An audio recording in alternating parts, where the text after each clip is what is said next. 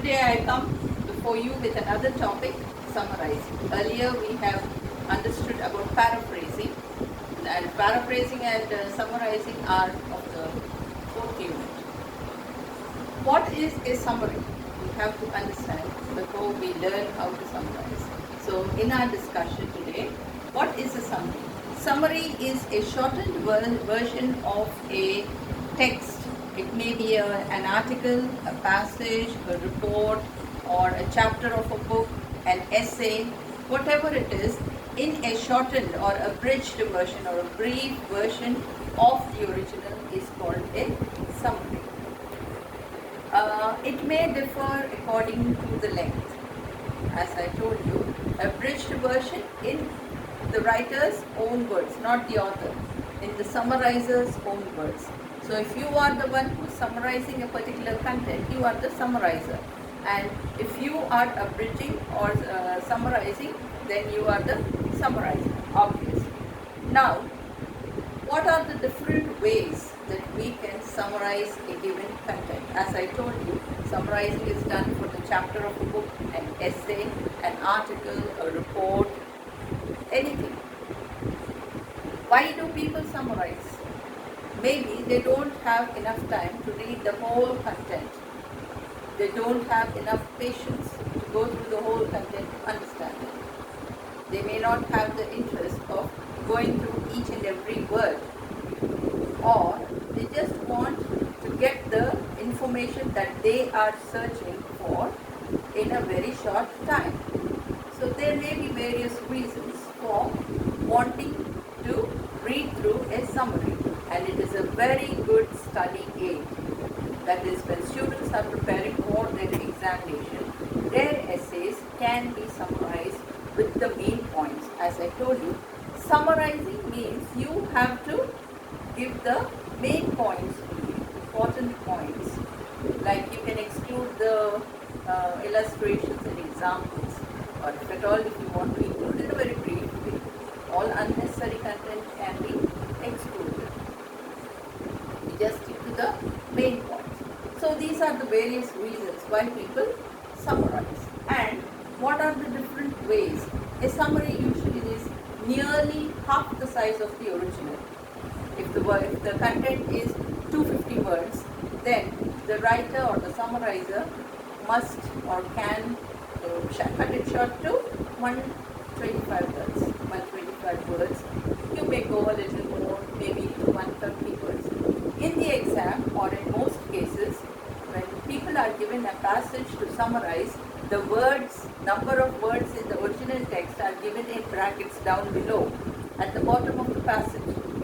That is to indicate to the writer that this is the number and you have to cut it short to half the size. For example, 250 words means 125. Even if you go aboard a little more words means you can add another 5 or 6, maybe 130 words. But that's it. You cannot write an equal amount of words. Like if the original passage is 250 words and you write it in, you write your summary in 250 words, that's no summary at all. Because as I told you, a summary is a simple, clear, organized manner of writing a brief version of the original. Simple, clear and organized. In a logical manner it should be organized, and it should be brief, to the point. Okay? Now, summary, as I told you, is nearly half the size. If it is less than half, no problem. It's good. You are a good summarizer. Then the other variety of summarizing, another type of summarizing is a précis. This is a précis. Précis writing. What is a précis? Précis is a very short version of the original. Very short means usually it is 1/5 to 1/6. Some people say it is even 1/3 of the original, which is rather tough because you have to take in all the main points and yet make it very, very short. So a précis is usually 1/5 to 1/6 of the original. Other than that, there is something called an abstract. What is an abstract? Abstract writing is usually done for research articles. It is just a few words in a few words the description or the essence of the whole text is given. So this needs a lot of expertise. So it is nearly 1/10 of the original. 1/10 means, suppose if it is 250 words, means 1/10 of 250 is just 25 words. You should give your summary. So these are the various types of summarizing. Usually summarizing depends on the purpose for which you are summarizing. If you are doing it because people don't have enough time, then you can take it as this summary, half the size. Then if you take it that somebody wants only certain information, main information, then you can adopt this précis or this abstract would be better. You just want to get the main idea, nothing else but that, no supporting ideas, nothing like that. Go for abstract. So it is mainly time saving, energy saving, and it creates interest in the reader because it is short, and then they will go into the detailed version if necessary. So this is about the types. Now coming to the skills required for summarizing. What are the skills involved when you are summarizing? The first thing, you should have a good ability to read and to understand. Reading is not just enough. You have to understand what you are summarizing. You should understand the text so that you know which is important, which is not important, and thereby do the summarizing. Then analyzing the text. You should be able to analyze the text in such a way, that is analytical skills. You should be able to analyze the text in such a way that you can take out the main points and exclude the ones which are unimportant. Then rewriting. You should have the ability or the literary skills to rewrite the original one in simple, clear and organized in a logical manner. In such a manner, if you summarize, it is a perfect summary, and these are the skills required. Coming to the features of a summary, as we have already learned that a summary is an abridged version or a shortened version of the original. There are certain features. The first one, it is simple, clear and well structured, well organized. That means the sentences should be organized in a logical order. Then there should be main theme and the supporting ideas only should be considered. And then it should be written in one's own words. No repetition from the original, no taking out words from the original, unless and of course if there is no synonym available. Then it contains very few words because it is a summary. You will try to use few words. A good example for that is I am giving down here. See, her handwriting could not be read. Suppose the sentence is like that. We can replace this could not be read as her handwriting was illegible. Illegible means something which cannot be read. So instead of 1, 2, 3, 4 words, you have replaced it with 1 word.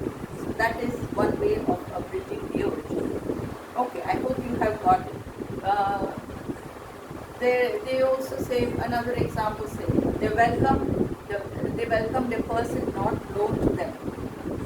A person not known to them is equal to a stranger. So you can also write, they welcome the stranger. It is a very short and simple way of saying it. Like that, there are many examples in which you can even use antonyms, and you can use the different sentence structures also to cut short the content. Then the original meaning or the semantics of the sentences from the original text should be maintained or retained. You should not alter the meaning. The main theme should be kept in mind when you are summarizing. You should not add your own new information. Additional information is not welcome for summarizing, because if you add your own information, the content will be extended. It will not be a bridged version. Then it should not have any symbols or abbreviations. Just because you are summarizing, you don't have the right to use symbols or abbreviated forms of the words. You have to write full words and no usage of symbols. Then all the main points of the passage are to be covered while summarizing. You have no right to exclude. So these are some of the features of next we will learn how to summarize, or what are the stages of summarizing. Let us now discuss the stages of summarizing. What are the different stages of summarizing? By now you must have realized that there is a lot of similarity between paraphrasing and summarizing. More or less they have three stages, just like in paraphrasing, and the stages also are similar. The way you do the summarizing also is similar. In paraphrasing you use synonyms, antonyms, different sentence structure, so on and so forth. Paraphrasing, the same way you use your own words and your own techniques for writing the content. So there is a lot of similarity between paraphrasing and summarizing, but they are two different concepts. Here, paraphrasing it maintains the original size or the original length of the text, but in summarizing we abridge it to half the size. Okay, coming to the different stages. The first stage is a note-taking stage. Note-taking is you just note the main points of the content, not in the form of sentences. So you read the text. To take down the points carefully, you must read the text once, twice, thrice until you have a good understanding of the original text. Then note all the points. Then you can hear in the rough draft you can use symbols like we can say you can use e.g. example, so on and so forth. You can use symbols, drawings, graphs to note points. There is no restriction as such for the rough draft, but in the original you are not allowed to use any abbreviated forms or symbols. Next we go to the writing stage. In the writing stage we should not refer to the original text. Just close the original text and then you start. You have to develop on the points that you have taken down in the note-taking stage. The main points that which you have taken down, those you have to write complete sentences, complete grammatically correct sentences, and then you should use your own words. If you want, you can use a dictionary, refer a dictionary to find similar words, synonyms, or you can use antonyms also to represent your information, your own words. You should not add your own opinions or examples. As I told you, this will only extend on the length of the passage. Then there should not be any repetition of ideas or the points with mention of each point once is enough. Then we go to the third stage, which is editing stage. Note-taking stage, writing stage, and the third stage is the editing stage. For the editing stage, we compare with the original text whether the essence of the text is maintained in your summary or not, whether the theme of the original passage is also the theme of the summary. You should check that.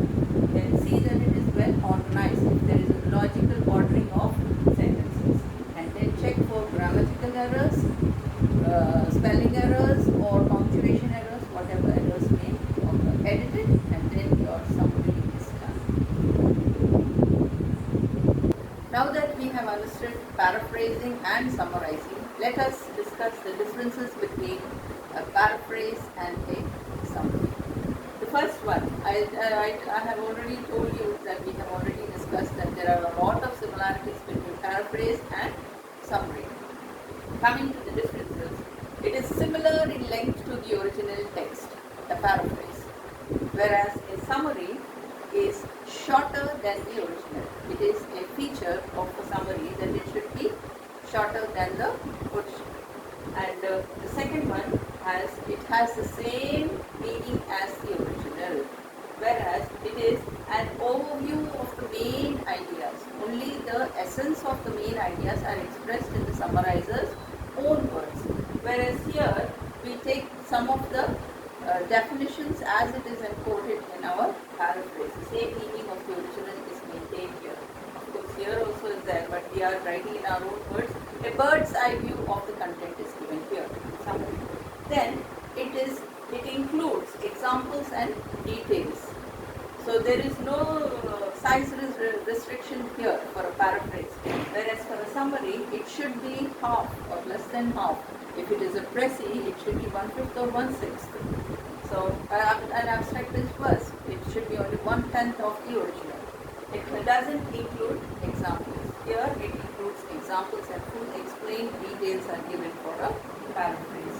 using simple words.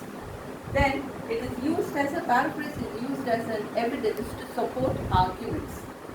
So when you are putting in an argument or writing a word and your support to certain concepts, you can use this paraphrasing. Whereas in a summary, it is only background information that you give in a short manner. Then it uses reference to originals with the page number. So when you are writing a paraphrase, you write the page number in the footnote for further reference. Whereas in a summary, the page numbers is not given. Page numbers are not given for a summary. So these are the basic differences between a paraphrase